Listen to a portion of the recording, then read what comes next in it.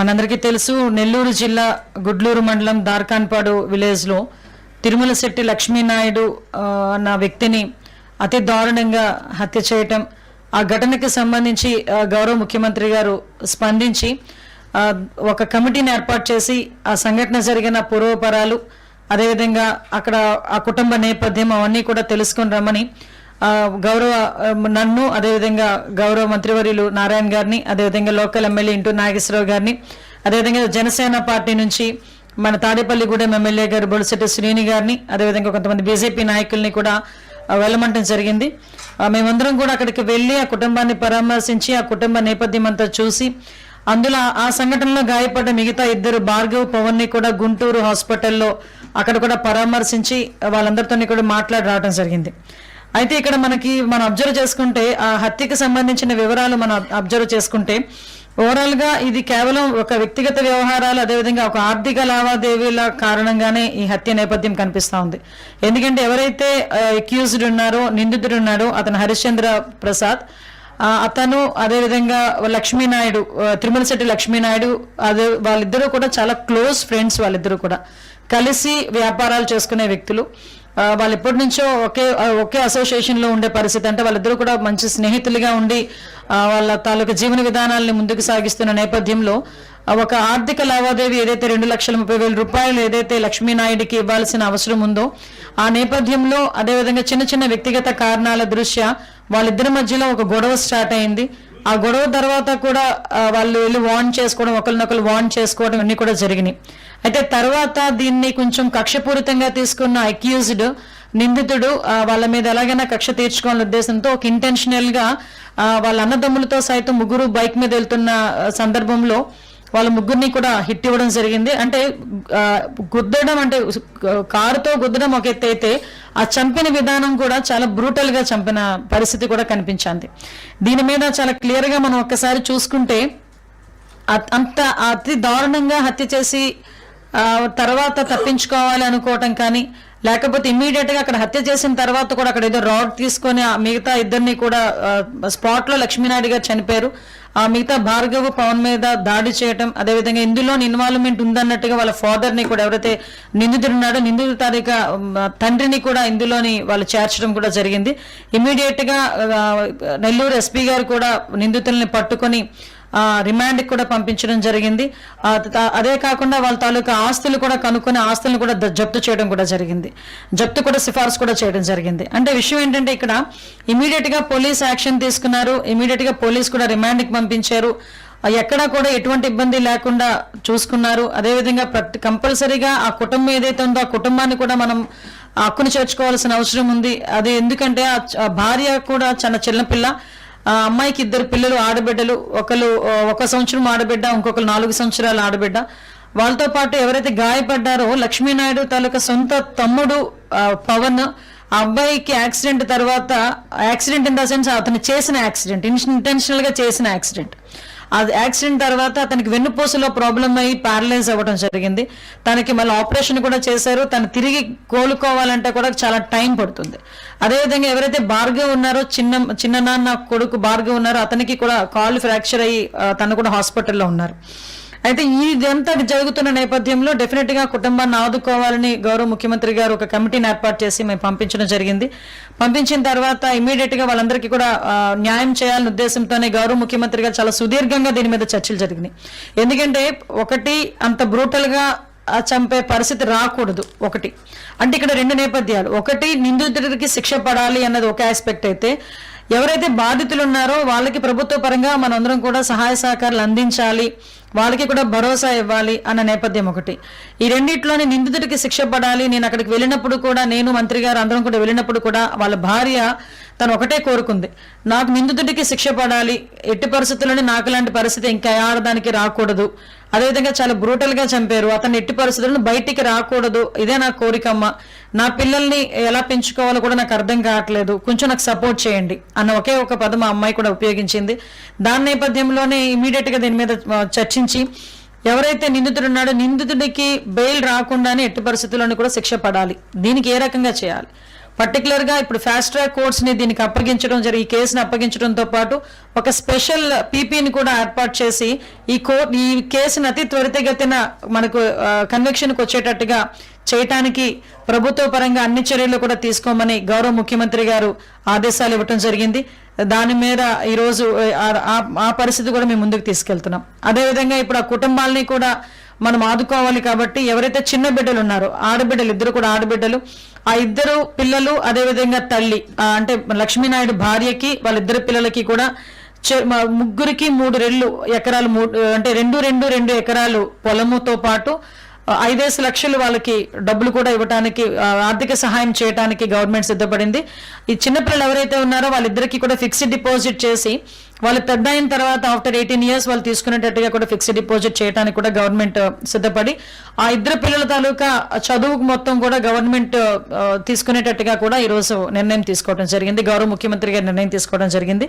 అదేవిధంగా ఎవరైతే పవన్ తనకి కూడా ప్యారలైజ్ అయ్యి ఈరోజు లక్ష్మీనాయుడు తాలూకా తల్లిదండ్రులకి 2 పిల్లలు, ఒకళ్ళు లక్ష్మీనాయుడు అయితే చనిపోయాడు, ఇంకొక అబ్బాయి పవన్. ఆ పవన్ కూడా ఈరోజు ప్యారలైజ్ అయి ఉన్నాడు, అంటే మనకి ఆపరేషన్ జరిగి ఇంకా నడవలేని పరిస్థితిలో ఉన్నాడు కాబట్టి అతనికి కూడా హాస్పిటల్ ఖర్చులు భరిస్తూ 4 ఎకరాల పొలం ఇస్తూ 5 లక్షల రూపాయల డబ్బులు కూడా ఇవ్వడానికి ఈరోజు గవర్నమెంట్ సిద్ధపడింది. అదేవిధంగా ఇంకొక అబ్బాయి భార్గవ్ ఎవరైతే ఉన్నారో ఆ అబ్బాయికి లెగ్ ఫ్రాక్చర్ ఒకటి అయింది. ఆ అబ్బాయి తాలూకా హాస్పిటల్ ఖర్చులు కూడా గవర్నమెంట్ భరిస్తూ 3 లక్షల రూపాయలు ఆ అబ్బాయికి ఆర్థిక సహాయం చేయడానికి కూడా ఈరోజు గౌరవ ముఖ్యమంత్రి గారు ఆదేశాలు ఇవ్వటం జరిగింది. దాన్ని ఈరోజు మీ అందరి ముందుకి మేము పెట్టడం జరుగుతుందండి. కానీ ఒకటి మాత్రం చాలా క్లియర్, ఇలాంటి పరిస్థితులు ఎట్టి పరిస్థితుల్లోని పునరావృతం కాకూడదు. ఒక ఎత్తు అయితే ఇటువంటి పరిస్థితుల నేపథ్యంని బేస్ చేసుకొని చాలా మంది కులాల మధ్యలోనో ప్రాంతాల మధ్యలోనో చిచ్చులు పడడానికి కూడా రెడీ అయ్యే పరిస్థితులు కూడా కనిపిస్తున్నాయి. అటువంటి పరిస్థితులు కూడా రాకూడదు అని నేను మాత్రం మనస్ఫూర్తిగా కోరుకుంటున్నాం. ఎందుకంటే ఎవరి కష్టమైనా ఒక కష్టమే, ఆ కష్టాన్ని కష్టంగా చూడాలి తప్ప కష్టం మీద కూడా మనం రాజకీయాలు చేసుకోవాలి అనుకున్న ఆలోచన తీరు ఏదైతే ఉందో అది ఎప్పటికీ కూడా రాజకీయంగా ముందుకెళ్ళలేమని పరిస్థితి చాలా మందిలో మనం చూసాము, ఇప్పటికీ కూడా మనం చూస్తూనే ఉన్నాం.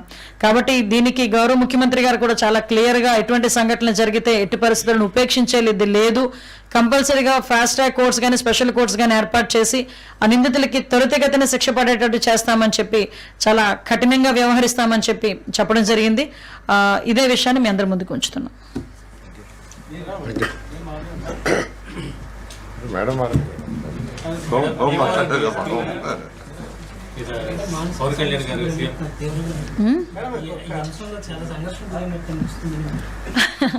సంఘర్షణ ఏం కాదండి. సంఘర్షణ అంటే మీరు అన్నట్టు సంఘర్షణ అనుకోరు. ఒక పక్క నుంచి ఒక ఆడబిడ్డగా ఆలోచన చేయాలి, ఒక పక్క నుంచి ఒక హోమ్ మినిస్టర్గా ఆలోచన చేయాలి, పక్క నుంచి గవర్నమెంట్. ఎందుకంటే ఇప్పుడు సంఘటనలా చూడకుండా దాన్ని కూడా కులాల మధ్యలోనే మతాల మధ్యలోనే ఆపాదించాలని చూడటం ఒక ఎత్తైతే, కులాల మధ్యలో చిచ్చు రగల్చాలని చెప్పి ఆలోచన చేసే బ్యాచ్ ఒకవైపు ఉంది. ఇంకొక బ్యాచ్ సోషల్ మీడియాలో రెడీగా ఉందన్నమాట, ఏదో గన్ పట్టుకున్నట్టుగా సోషల్ మీడియాలో నోటికి వచ్చినట్టు ఏది పడితే అది మాట్లాడేసి కులాల మధ్యలోని రెచ్చగొట్టడానికి ప్రయత్నం చేసే సందర్భాన్ని కూడా ఈరోజు మనం చూసాం. నేను ప్రతిసారి మాట్లాడుతుంటాను, బాధితులకి క్యాస్ట్ అవసరం లేదు, క్రిమినల్కి క్యాస్ట్ అవసరం లేదు. బాధితుడు ఏ కులంలో పుట్టినా అదే నొప్పి, అదే రక్తం, అదే బాధ. అదేవిధంగా క్రిమినల్ ఎక్కడ ఉన్న ఏ క్యాస్ట్లో ఉన్నా అదే శిక్ష పడాలి, అలాంటి ఇంకా కఠినమైన శిక్షలు పడాలి. కాబట్టి నేను మళ్ళీ కోరుకునేది ఏంటంటే ఇటువంటి వ్యవహారాల్లో ఆడబిడ్డ జీవితం మీద కూడా రాజకీయాలు చేసే పరిస్థితులు రాకూడదని మనస్ఫూర్తిగా మాత్రం నేను కోరుతున్నా. ఆ విషయంలో అయితే మాత్రం చిన్న మానసిక సంఘర్షణ నేనే కాదని చాలా మంది పడ్డారు. మేడం, గవర్నమెంట్ చాలా అద్భుతంగా స్పందించింది, చాలా సంతోషం. అయితే ఈ దానగూడెం కైకలూరు నియోజకవర్గంలో జనసేన నాయకులు ఒక దళిత యువకుని మీద వినాయక నిమజ్జనం సందర్భంగా దాడి చేసి పొట్టలో పొడిచి అంతా కొంతమంది మీద దాడి కూడా చేయడం జరిగింది. ఆ ఇష్యూలో గవర్నమెంట్ స్పందించలేదు అని చెప్పేసి చాలా పెద్ద ఎత్తున దళిత సంఘాలు ఆందోళన కూడా చేశారు. మరి ఎందుకు ఈ వేరియేషన్? దయచేసి మీకు కూడా ఒకటే వినిపిస్తున్నాను, మీరు ఒక రెస్పాన్సిబుల్ జాబ్లో ఉన్నారు. ఒక రెస్పాన్సిబుల్ జాబ్లో ఉండేటప్పుడు మీలాంటి వాళ్ళ నోట్ల నుంచి కొన్ని పదాలు బయటకు వస్తే అది టేక్ ఇట్ గ్రాంటెడ్గా తీసుకుంటారు ప్రజలు కూడా. ఎందుకంటే you are also very aware that public safety కూడా. నేనేమంటానంటే ఇప్పుడు మీరు స్పందించలేదని మీరు అంటున్నారు, ఎంతవరకు ఆ నిందితులను పట్టుకోవడం కానీ ఆ నిందితుల్ని రిమాండ్ పెట్టడంలో కానీ ఎక్కడా కూడా చిన్న కాలయాపన కూడా లేకుండా ఆ లోకల్ ఎస్పీ వాళ్ళందరూ చెప్పడమే కాకుండా చాలా క్లియర్గా బయటకు వచ్చి ఎక్స్ప్లెయిన్ చేశారు. నేనేమంటానంటే ఇక్కడ నేను ఇందాకే చెప్పాను, క్రిమినల్కి క్యాస్ట్ ఉండదు, బాధితుడికి క్యాస్ట్ ఉండదు. దాన్ని దయచేసి మనం ఒక నెక్స్ట్ జనరేషన్స్కైనా ఒక మంచి సొసైటీని అందిద్దామంటే ఇక్కడ నుంచి మన దగ్గర నుంచి స్టార్ట్ అయ్యేటట్టుగా చూసుకుందాం అటువంటి మార్పు అన్నది. Thank you. పవన్ కళ్యాణ్ దాడి చేసినప్పుడు కారులో నిందితుడు ఎవరైతే ఉన్నారో అతని భార్య తల్లి కూడా ఉంది అనేది ప్రధాన ఆరోపణ. రెండోది కాపు సంఘాల నేతలు వెళ్ళారు, ఇది కేవలం కుల హత్య అని వాళ్ళు ఆరోపిస్తున్నారు. వైసీపీకి సంబంధించిన జక్కమూడి రాజా లాంటి కాపు నేతలు కాదండి, కుల హత్య అని మీరు మాట్లాడుతున్నారు, కానీ వాళ్ళిద్దరూ వాళ్ళ భార్య బయటకు వచ్చి ఇది కులానికి సంబంధం లేదు, నా భర్త అతను ఇంతకు ముందు స్నేహితులే, ఆర్థిక లావాదేవీల కారణంగా మమ్మల్ని అలా చంపడం జరిగిందని సాక్షాత్తు వాళ్ళ భార్య చెప్పింది. భార్య కన్నా పెద్ద విట్నెస్ ఎవరు లేరు కదా అక్కడ. క్లియర్ కట్ అయింది. అయితే ఇప్పుడు పవన్ కళ్యాణ్ కొంచెం ఇతర శాఖలలో ఎక్కువ స్పందిస్తున్నారనే ఆరోపణలు మొదటి నుంచి వచ్చాయి. ఇప్పుడు మళ్ళీ తాజాగా ఆయన డిప్యూటీ సీఎం అండి, పవన్ కళ్యాణ్ గారు deputy CM, deputy CM suggestions ఇవ్వడం తప్పే ఉంది. సజెషన్స్ కాదు, బీజేపీ నుంచి నివేదిక కోరారు.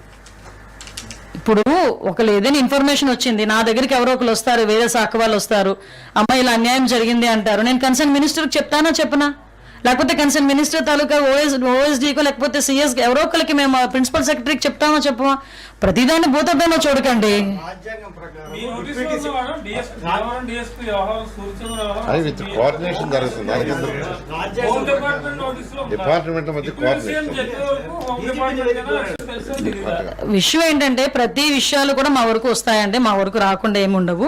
ఇది జస్ట్ అఫీషియల్ గా వచ్చిన కమ్యూనికేషన్ కింద భావించవచ్చు కదా. ఎందుకు దీనికి ఇంత రాద్దాంతో మాకు లేని ఈగోలు మీకెందుకు అబ్బా, నాకు అర్థం కాదు. మాకున్నాయండి, మా నోటీసులు మాకున్నాయి, మా దగ్గర కూడా రిపోర్ట్ ఉంది, ఆ రిపోర్ట్ ని బేస్ చేసుకొని మా చర్యలు ఉంటాయి. ఓకేనా. రాజ్యాంగం ప్రకారం ఉప ముఖ్యమంత్రి పదవి అనేది అఫీషియల్ కాదు, అట్లాంటప్పుడు సీఎంఏ సుప్రీము. అట్లాంటి టైంలో పవన్ కళ్యాణ్ ఈ డీజీపీని నివేదిక కోరి మాది ఎన్డీఏ కూటమి అండి. మేము ఒక విషయం చెప్పనా, మీ ఇలాంటి క్వశ్చన్స్ లాస్ట్ గవర్నమెంట్ లో సీఎం ని మీరు అడుగుంటే ఈ పొజిషన్ ఉండేది కాదు ఈ రోజు మాకు. అదే కాదు చెప్తున్నా, ఇలాంటి క్వశ్చన్స్ ప్రీవియస్ సీఎం ని మీరు అడుగుంటే, లాస్ట్ సీఎం ని మీరు అడుగుంటే ఇలాంటి పరిస్థితులు ఇప్పుడు సొసైటీ కూడా వచ్చి ఉండేవి కాదు. నేనేమంటానంటే ఈ రోజు అందరూ ఎన్డీఏ కూటమిలో ఏదో రకంగా చిచ్చు పెట్టాలని చూస్తారు. మాకు అండర్స్టాండింగ్ ఉంది, మాకు సమన్వయం ఉంది, శాఖల మధ్యలో సమన్వయం ఉంది, మాకు ఎటువంటి ఈగోస్ లేకుండా మేము పనిచేస్తున్నాం, మా అధికారులు ఎటువంటి ఈగోస్ లేకుండా పనిచేస్తున్నారు. మీకు కావాల్సింది రిజల్ట్, మంచి పరిపాలన, మేమందరం కలిసి మేము పని చేసుకుంటాం అనుకునేటప్పుడు ఇది అంత క్వశ్చన్ అవసరం లేదని నా ఉద్దేశం. Thank you.